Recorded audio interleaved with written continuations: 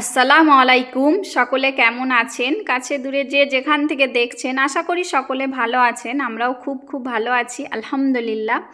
তো ভিডিওটা সকাল থেকেই স্টার্ট করেছিলাম। আপনাদের ভাইয়া অনেকগুলো বাজার করে নিয়ে আসছিল। তো এখানে আম নিয়ে আসছিল। তো আমটার নাম বলছিল প্রেম সাগর আম, লম্বা লম্বা আম ছিল।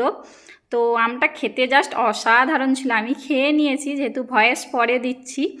তো এখানে ওল নিয়ে আসছিলো, ডাঁটা, টমেটো, ধনেপাতা এসব কিনে নিয়ে আসছিলো। আর এখানে হচ্ছে যে চিকেন নিয়ে আসছিলো, অনেকটা চিকেন নিয়ে আসছিলো। তো আমি দুরকমভাবে চিকেন নিয়ে আসতে বলেছি, যে একটা কেটে নিয়ে আসবে, তো সেই জন্য একটা মুরগি কেটে নিয়ে আসছিলো। তো এটা 2.5 কেজি হবে সম্ভবত, বললো যে কাটাটা 2.5 কেজি হবে। তো গোটা নিয়ে কেটে পিস করে নিয়ে আসেছিল। তো ভালো করে এগুলোকে কেটে ধুয়ে নেব। আর একটা একদম গোটা নিয়ে আসছিলো।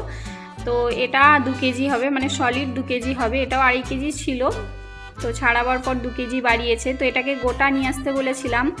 আজকে হোল চিকেন বানাবো। অনেক দিন আগে একবার বানিয়েছিলাম, তো আজকে মানে খুব খাবার ইচ্ছা ছিল, তো সেই জন্য চিকেনটাকে ভালো করে ধুয়ে নিয়েছি সবগুলো চিকেন। তো সেগুলোকে আমি ফ্রিজে রেখে দিয়েছি। আর এই হোল চিকেনটার ভালো করে আমি হচ্ছে যে একটু ছুরি দিয়ে পেঁচিয়ে দিচ্ছি, যাতে মশলাগুলো ভালোভাবে ওর ভিতরে ঢুকে যায়, যেহেতু মাংসের সাইডগুলো। তো একদম বড় একটা চিকেন যেহেতু, তো হোল চিকেন বানাবো, সেই জন্য সব কিছু দিয়ে এটাকে ম্যারিনেট করে রাখবো। তো সব কিছু রেডি করে নিচ্ছিলাম। তো চিকেনটাকে ভালো করে সাইডগুলো পেঁচিয়ে দিচ্ছিলাম, যাতে মশলাগুলো একদম ভালোভাবে ওর ভেতরে ঢুকে যায়। এটাকে কিছুক্ষণ ম্যারিনেট করে রাখলে তো খুবই ভালো হবে। তো আমি সেই জন্যই আগে থেকে এটাকে প্রিপারেশান করে রাখছিলাম। একটা বড় একটা বোল নিয়ে নিয়েছিলাম, যাতে আমার মাখাতে সুবিধা হয়। তো এখানে হলুদ গুঁড়ো, অনেকটা লঙ্কা গুঁড়ো একদম আমি মাপ করে নিয়ে নিয়েছি, যেহেতু অনেক বড় চিকেন। আর জিরে গুঁড়ো নিয়েছি, ধনে গুঁড়ো নিয়েছি, আর নুন স্বাদ মতো নিয়ে এখানে 250 গ্রামের টক দইয়ের প্যাকেট, এটা পুরোটাই দিয়ে দেব। দিয়ে মশলাটাকে ভালো করে হচ্ছে যে মাখিয়ে নেব।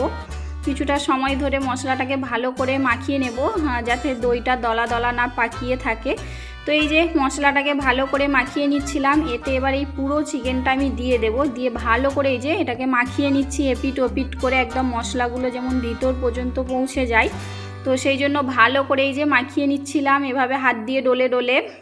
তো ভালো করে একদম মাখিয়ে এটাকে আমি ঘন্টা 2 রেস্টে রেখে দেব। আপনাদের হাতে যতটা সময় থাকবে রেখে দেবেন, ভালো হবে। খুব চিকেন তো তাড়াতাড়ি কুকও হয়ে যাবে, আর হচ্ছে যে মশলাগুলো একদম ভেতর পর্যন্ত পৌঁছে যাবে। তো এই যে ভালো করে আমি ম্যারিনেট করে, তো এটাকে ঘন্টা 1.5 রেখে দেবো, যেহেতু আমার হাতে যতটা সময় আছে সেই সময় অনুযায়ী এটাকে আমি রেখে দেব। আর ওদিকে আমি হচ্ছে যে আরও পেঁয়াজ লাগবে, তো অনেকটা পেঁয়াজ আমি পেস্ট করে নিয়েছিলাম। তো একটা বড় হাঁড়ি বসিয়ে দিয়েছি, যেহেতু অনেকটা বড় চিকেন।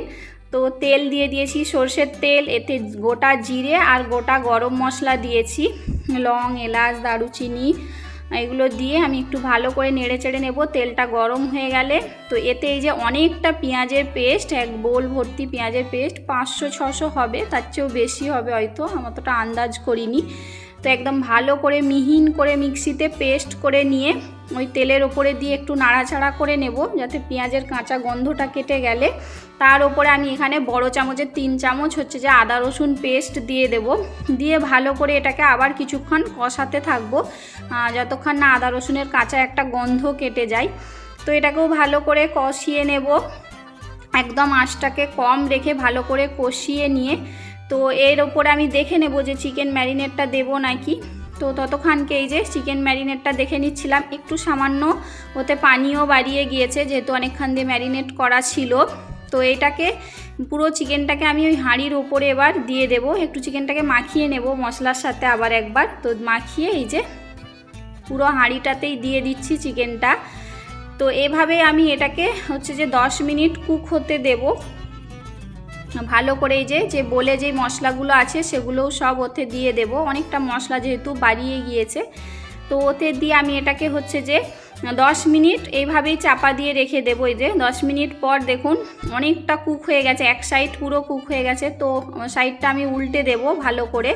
তো ধরতে তো খুবই অসুবিধা হচ্ছিল, যেহেতু বললাম অনেকটা বড় চিকেন আর গরম ছিল হাঁড়িটা, তো সেই জন্য একটু অসুবিধা হচ্ছিল। কিন্তু ভালোভাবে এই যে এক সাইড হয়ে গিয়েছে, একদম লাল হয়ে গেছে। তো এইভাবে উল্টে আর এক সাইড কুক করে নেব। আর ওই যে গামলা ধোয়া একটু জলটা দিয়ে দেব, সামান্য জল বা পানি যেটাই বলতে পারেন, সামান্য, এতে এবার কুক হয়ে যাবে। এতে আমি আর কোনো পানি দেব না। তো এভাবেই একটু নাড়াচাড়া করে দিচ্ছিলাম। তো এই যে ভালো করে নাড়াচাড়া করে এটাকে আমি আবার চাপা দিয়ে 10 মিনিট হচ্ছে যে কুক করে নেব। তো 10 মিনিট পরেই প্রায় হয়ে যাবে, খুব একটা সময় লাগবে নি। তো ওই সাইডও কুক হয়ে গেছে, আমি এটাকে আবার একবার উল্টে দিয়েছি। তো দেখে নিচ্ছিলাম যে মাংসটা ভালো করে কুক হয়ে গেছে নাকি। একদম ভালোভাবে কুক হয়ে গেছে, একদম নরম হয়ে গিয়েছে। তো এতে আমি গুঁড়ো করা গরম মশলা দেব, যেটা আমি খোলায় একটু গরম করে নিয়েছিলাম। লং, এলাচ, দারুচিনি, একটু জায়ফল, একটু জয়িত্রী খোলায় গরম করে আমি ছোট্ট হামানে কুটে নিয়েছিলাম। নিয়ে এই যে উপর থেকে দিয়ে দিলাম। তো মাংসটা পুরো হয়ে গিয়েছে। উপর থেকে এতে আমি 2 চামচ আমলের ঘি দিয়ে দেব, একদম পিওর ঘি। এত সুন্দর একটা সেন্ট আসবে এই ঘি দেওয়াটাতে।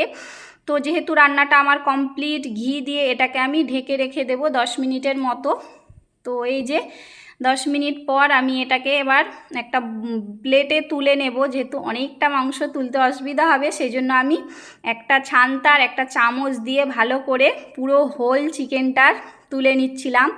এই হোল চিকেনের কারি আপনারা অবশ্যই একবার ট্রাই করবেন, জাস্ট খেতে অসাধারণ লাগে। একদম টক ঝাল মিষ্টি মিষ্টি একটা ফ্লেভার আসে।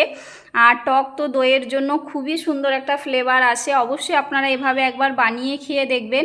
তো চিকেনটা তুলে নিয়ে আমি ওর উপরে গ্রেভিগুলো দিয়ে দিচ্ছিলাম। এই যে পুরো একদম একটা প্লেট ভর্তি চিকেন হয়ে গিয়েছে। তো আমরা এবার ভাত বার করে নেব, নিয়ে এই হোল চিকেন দিয়ে খাবো।